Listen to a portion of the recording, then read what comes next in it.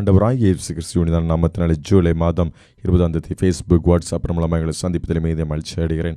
என் மேல் அவர் கண்ணை வைத்து ஆலோசனை சொல்லுவார், சத்தியத்தின் பாதையிலே நித்தமும் நடத்துவார். பரிசுத்த ஆவியால் உள்ளத்தை நிரப்புவார், பரிசுத்த ஆவியால் உள்ளத்தை நிரப்புவார். பரிசுத்தர் பரிசுத்தர் ராவத்தையரே. ஆதியாகமத்தின் புஸ்தகம் 39 அதிகாரத்தை பார்க்கும்போது 2வது வசனத்தில் கர்த்தர் யோசேப்போடு இருந்தார்.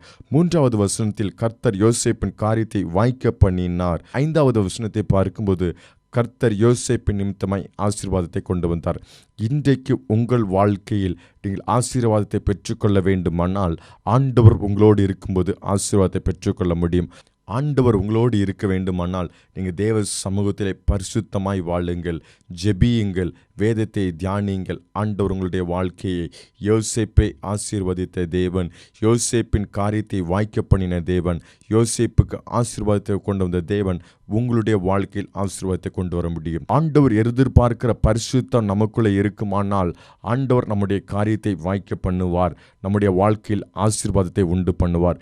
இன்றைக்கு உங்கள் வாழ்க்கையில் பிரச்சனையோடு இருந்து கொண்டிருக்கலாம்.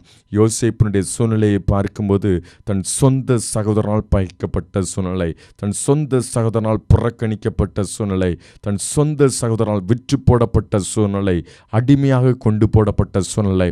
ஆனால் கர்த்தர் யோசேப்போடு இருந்தார். அதற்கு அடுத்த அதிகாரத்தில் பார்க்கும்போது நான் தேவனுக்கு விரோதமாய் பாவம் செய்வது எப்படி என்று தன்னுடைய வாழ்க்கையில் தீர்மானம் பண்ணி யோசேப்பு வாழ்ந்தான். அதனால் யோசேப்பினுடைய வாழ்க்கையில் ஆண்டவர் ஆசீர்வாதத்தை கொடுத்தார், எல்லா காரியத்தையும் வாய்க்க பண்ணினார். இன்றைக்கு உங்களுடைய வாழ்க்கையில் ஆண்டவரோடு இருந்து பாருங்கள், ஆண்டவர் உங்களுடைய வாழ்க்கையில் ஆசீர்வதிப்பார். தேவனுக்கு விரோதமாய் பாவம் செய்வது எப்படி என்று யோசேப்பு வாழ்ந்தது போல நீங்கள் ஆண்டவருக்கு விரோதமாய் பாவம் செய்த பாவத்தை அறிக்கை செய்து ஆண்டவர் என்னுடைய வாழ்க்கையில் ஆசீர்வாதம் என்று ஜெபித்து பாருங்கள், உங்களுடைய வாழ்க்கை ஆசீர்வதிக்கப்படும். பாவமே நன்றியோடு துதிக்கிறோம். கர்த்தர் யோசேப்போடு இருந்தார், அவனுடைய செய்த காரியத்தை வாய்க்க பண்ணினார், அவனுடைய வாழ்க்கையில் ஆசீர்வாதம் உண்டானது. அதற்கு காரணம் பரிசுத்தமாய் வாழ்ந்தான், தேவனுக்கு விரோதமாய் பாவம் செய்யவில்லை.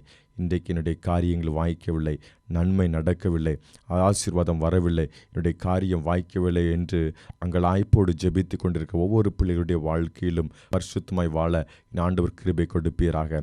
பரிசுத்தமாய் வாழ்கிற ஒவ்வொரு பிள்ளைகளுடைய வாழ்க்கையிலும் நீர் கூட இருந்து காரியத்தை வாய்க்க பண்ணி ஆசீர்வாதத்தை கொடுக்க முடியாது ஜெபிக்கிறோம், அர்ப்பணிக்கிறோம். இயேசுவின் நாமத்தில் ஜெபிக்கிறோம் நல்ல பிதாவே, ஆமென். அன்பார்ந்த தேவனுடைய பிள்ளைகளை இந்த நிகழ்ச்சியை மற்றவர்களுக்கும் அறிமுகப்படுத்துங்கள். God bless you.